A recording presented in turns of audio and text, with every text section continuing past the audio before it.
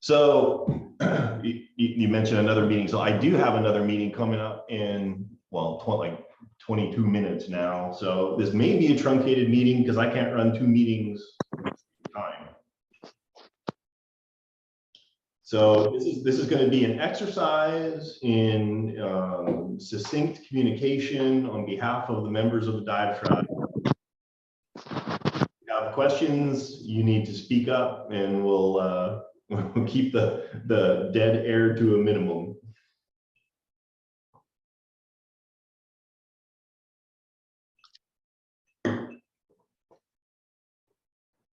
So much for that advice. Wow.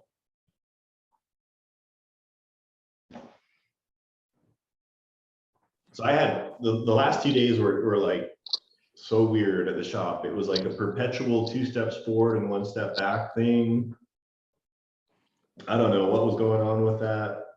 We're trying to get that big Baleo finished, and it was like all working one day, and we come in the next morning to test it, and like 3 things aren't working. We spend the day troubleshooting.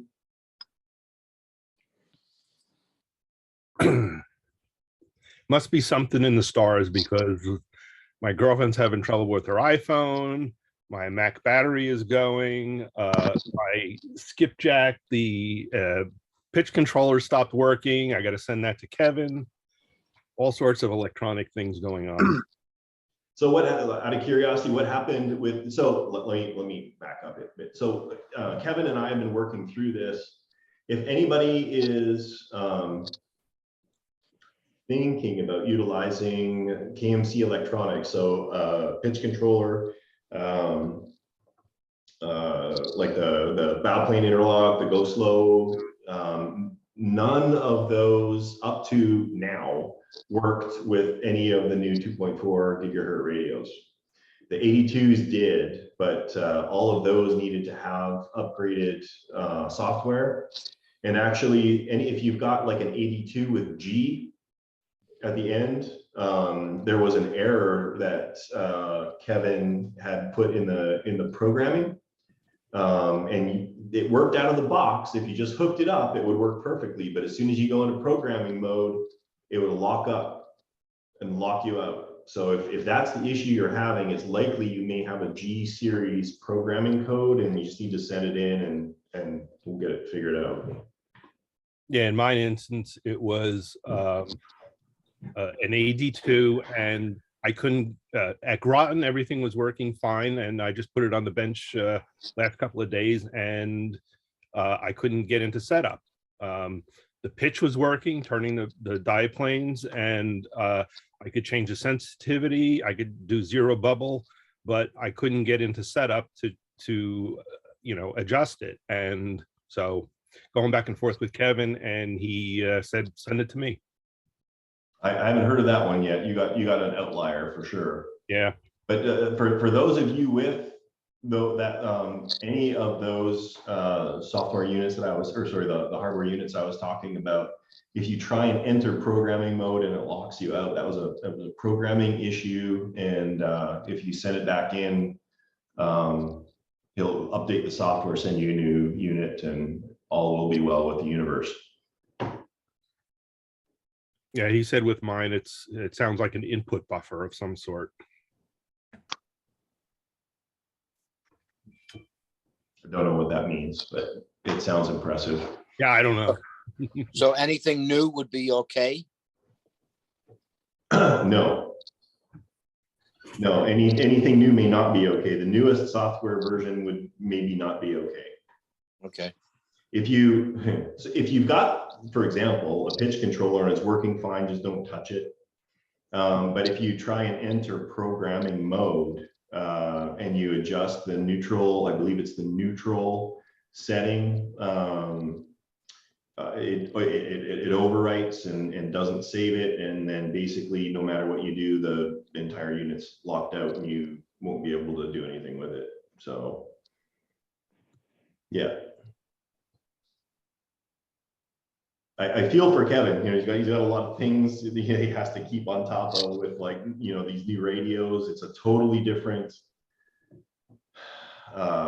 I was talking to Steve about this, you know, the new radios have a much faster data input rate than the old ones. And part of the startup procedures for the old software was to listen for a certain amount of inputs as a boot up system. And so you have these new radios and it's not getting what it expects, and it like messes everything up and throws it all into a big tailspin and is not good. So he's got it all figured out, but it's just a matter of updating the software and getting the new units out. And I don't know. Go ahead. Yep. That's what I'm saying. I don't have one yet. Should I wait until that's all? Oh no, the ones we got now are good. Oh, that's what I mean. Okay. Yeah, I send all the old ones back to him. He's going to get them all updated and shipped back, and yeah, which is exactly what we need, because you know I've got nothing else to do than chase software bugs in previously rock solid product line. But that's the way it goes. I'm curious. Has anybody had any problems with M-Tronics electronics, speed controllers in particular? Nope. I have had 3 projects with messed up speed controllers lately.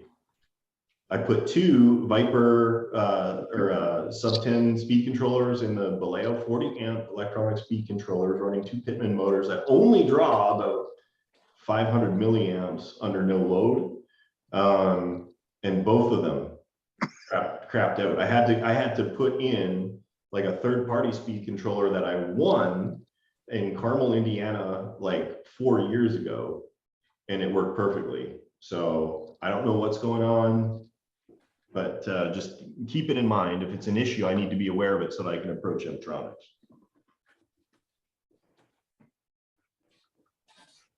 I did have an issue with one, and I worked with Kevin on it, and it was an old Futaba receiver, and I just looked for the spare one that I have. I had to put that between the receiver and the speed control. So if I could find it, I'll tell everybody what it was. Gotcha.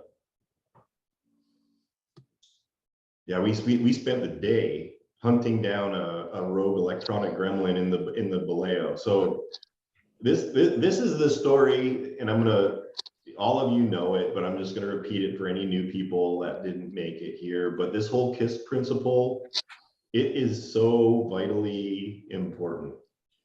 You know, the best submarine is the submarine that works, that you can bring to the pond and put it in the water, and it just like works. So the Baleo is cool. Like it's cool. I'm assuming most of you have seen the videos, but I mean, it's got like smoke and retracts and periscopes and radars and lights and sound and like all of this stuff in it. There is a mathematical formula that basically says for every system you add to a system, there's an exponential increase in the probability of one of those systems breaking down. It's not linear, you know, for every system, you know, you add another, it's exponential increase that something will go wrong. So today we spent at least 5 hours troubleshooting the smoke system on the Baleo, and it wasn't even the smoke system. What would happen is we would extend the bow planes, which tells the model that it's in dive mode, and it would short. It would basically, the receiver would cut itself out. It would go into like self-preservation mode, and it would reboot the entire system. We could not figure out what it was. It turned out it was a smoke generator, was drawing something like 5 amps every time it was turned on, and it was shutting down the receiver. And so we've extracted that, put everything else back, and now all the rest of it's working perfectly, but the smoke system is not.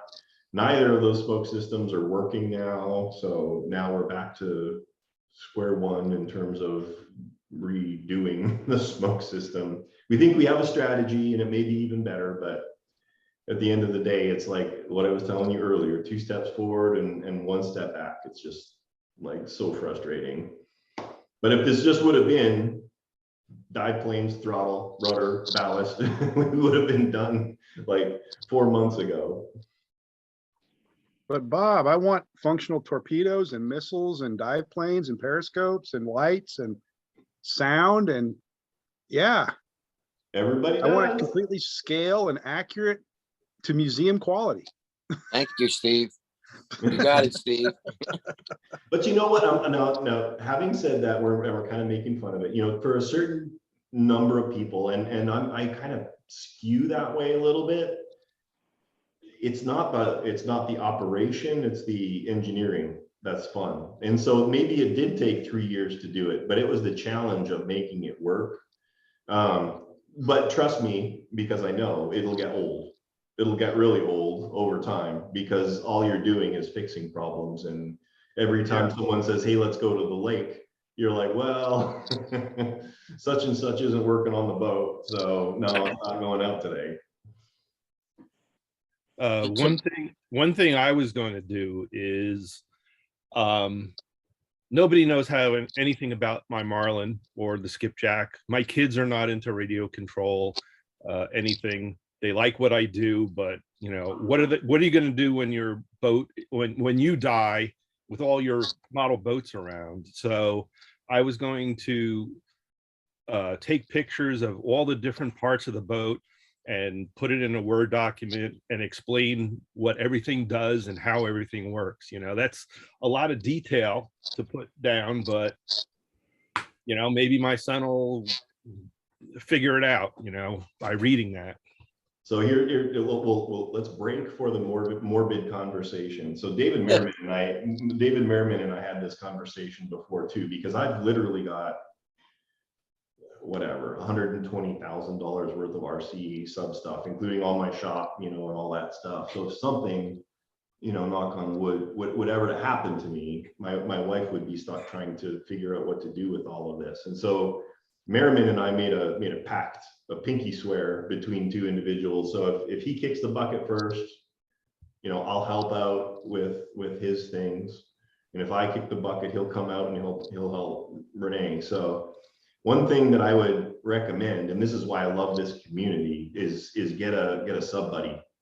So if something, you know, God forbid, were to ever happen to you, your subs won't end up on eBay for, you know, 10 cents on the dollar because nobody knows what they are or how they work.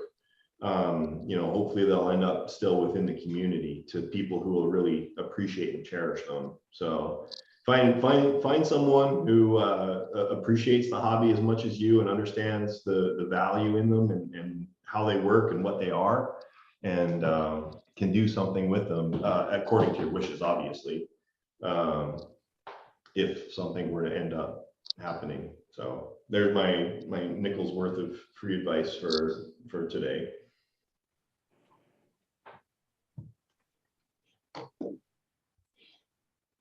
And now everybody's depressed because they're worried they're going to kick the So bucket. depressed. That's why I have grandkids. I hadn't thought about all that. Now I got to think about all that. Well, you kind of do.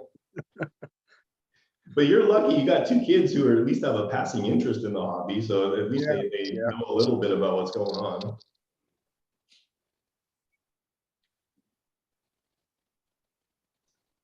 So I do, like I said, I have a hard parting at 7 and I can't run 2 meetings at the same time. So we got 7 minutes for cool, interesting, updated news on projects or burning questions. Bob, go ahead. I just had a real quick question on the fuses, and I think somebody mentioned this before, but I can't remember what was said. I must not have been paying attention. Fusing the boat, is it 10 amp or 15 amp? Which is what you should go with? It I think I've seen both. It depends on your boat. I tend to go for most boats like with 15 amps, but you know, something like an angle boat, those freaking piston you know, ballast tanks, they suck a lot of juice. Yeah. Even a 10 or a 15 amp fuse, you know, they could spike if they're not properly electronically suppressed. They can spike at startup, So they could potentially blow a fuse just by turning the ballast on. So it 100% depends on what your boat is, what is the equipment in there. So like again, Engel ballast systems, you know, they're extremely power hungry, whereas a gas ballast system is literally milliamps. You know, it's a twitch of a servo. Yeah. That is going to open, you know, and close the ballast system. So I got 15 amps on mine. And I put them on there just recently. I had a weird thing happen with my thresher. You know, I sent it down to you for the trimming party, got it back, and I hadn't done anything with it except take it out of the shipping tube and put it up on the shelf. But I just recently put a snort system on it, and I powered it up, and it fried the wires to the aft solenoid, the vent solenoid in the back ballast tank. Just lit them up red hot. And I'm like, what the heck, you know? And I got to checking it, and the diode that I have across the terminals on that solenoid was shorted. I've never seen that happen. And I've got the diodes on some of my other ships because I run similar setups, but this is the most recent boat as well. The other ones are older. I don't know what would cause a diode to short, but yeah, and usually they pop. Yeah, usually they just fail or pop or blow out or whatever. Yeah. But this thing was dead shorted when I cut it out of the circuit, and I measured it with an ohm meter, and I was like, well, that's my problem right there. I put a brand new solenoid and a new diode in it, and it works fine. But man, I had to, the rewiring on that thing was a nightmare. Again, like we thought it was the wiring for the smoke system on the Balea. We have, you know, like a spine or in the keel, we probably got 15 passes of wire that goes down the whole thing, and to replace all of that because we thought it was shorting out. I completely understand what you're saying, but yeah, for the vast majority of boats, I tend to go 15 amps. You know, really what you're protecting against is a short circuit. And when you short circuit, you're going to get a massive spike in current draw. So I'd say 15 will probably be enough to allow normal operation for the vast majority of boats. Okay. At the last meeting, a couple of people asked about Matt. Matt said he won't be back doing full-time sub stuff until the beginning of next year. Wow. Sorry, who are you talking about? Matt Thor? Matt Beck. Oh, Matt Beck. Okay. Till next year. Yeah. Well, it's good he told me. I should probably pull his products down off my site. All right. Good to know. Good to know. Important info, write that down. Bob, the pitch controller is totally different from the depth controller, correct? Yes, so we can end on this. So the two units typically operate off of different sets of planes. So the DC, depth controller, is typically wired into the forward dive planes. It controls the depth of your model. And so in typical setup, forward dive planes will control the depth of your submarine. It'll pull the boat down. The way the DC works is it samples the pressure of the water against a membrane and records that data. So when you dive the boat, you're overriding it. When you take your hand off that stick, it records that pressure value and it attempts to keep the water pressure at that value. So it will manipulate the front dive planes to try and keep the boat at that pressure level for the front dive plane. So it's super simple and it works really, really well. The AD2 or pitch controller is typically tied into the rear dive planes. That controls the pitch of the boat. So in practical application, the forward dive planes drag the boat down. The aft dive planes keep the boat level. So you kind of half-ass sort of keep the boat on an even keel as it dives, as it surfaces, and both systems are working autonomously. The DC uses the pressure sensor. The 82 uses an accelerometer to measure the pitch and yaw of the boat. It's that 3-axis deal. Not that it can affect yaw, but it'll affect the pitch. So in standard application, forward dive planes control your depth, aft dive planes control your pitch. Okay.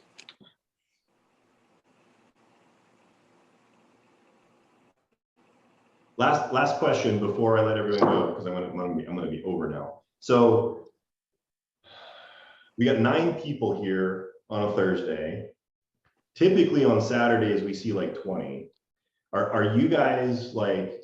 Because it seems to me for the most part you guys kind of come on Saturdays too, right? Is there anybody who can't make it on Saturdays? If it's Saturday in the afternoon, I'm usually out in the boat or something. Okay. And I'm on the boat now.